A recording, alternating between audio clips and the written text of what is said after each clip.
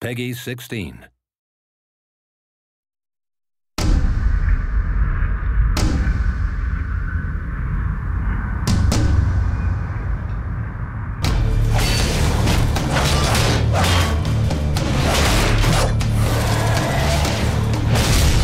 Our original vision for Darksiders was pretty grand, and we weren't able to execute on that fully in Darksiders 1, but Darksiders 2, a lot of the stuff we really wanted to have in there, like loot, like skill trees, leveling up, a big world that you could explore at your leisure, getting new abilities that allow you to then see more of that world. We get to do a lot of that in Darksiders 2, and we're really excited about it.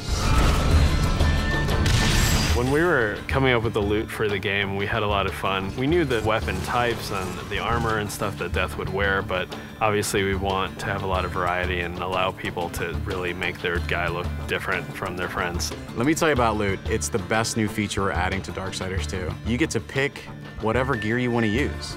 Do you want to use a heavy axe? Do you want to use a faster set of claws? Do you prefer extra fire damage? Do you want added strength? Do you want added stamina? There's got to be thousands of pieces of loot. I mean, not only is there a bunch of visual combinations, there's a bunch of statistical combinations. Of course, you're going to find just common stuff, and then you're going to start to find some that have magical properties. You're going to get some that really are loaded up with stats, and eventually, our top-tier loot is called possessed weapons, and those are going to be a lot of fun because they stay with you, and you're actually able to take items that you found, and you can feed those items into the possessed weapon to increase their power. Essentially, the possessed weapons level up with you based on how often you feed them with the loot that you don't want anymore. And I think it's that tier of loot that we're introducing that's going to be the most exciting. In Darksiders 2, we've got a skill tree. There are two major sides. You've got the Necromancer side and the Harbinger side. The Harbinger is more warrior-based, melee, in-your-face, hand-to-hand combat, weapon-based combat. Necromancer is your spellcaster. Your big nukes, fire, arcane, lightning, all that cool stuff. There's certainly not a chance to just stand in one place in Darksiders 2. The characters are more aggressive in this game. They're kind of up on top of you very quickly. So one, you have to think a lot quicker than you did on the first one. But because you've got so many different tools to handle that combat now, players can handle it in a lot of different ways. They can hold back and use a lot of the magic if they're not very good at the melee combat, but you can also get in and get through from a very up close and personal style of gameplay. So it's really down to the type of player who's playing the game.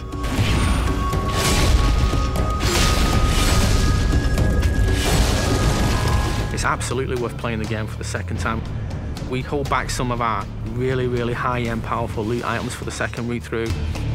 There are quests that are going to force you to explore the world into nooks and crannies you didn't even know existed, and to go down through some pretty serious content. And some are funny, some are serious, but there's a lot to see. It sort of harkens back to the elements that were special in old school games. That's what we really wanted to pack into Darksiders 2. We want people to sense our passion.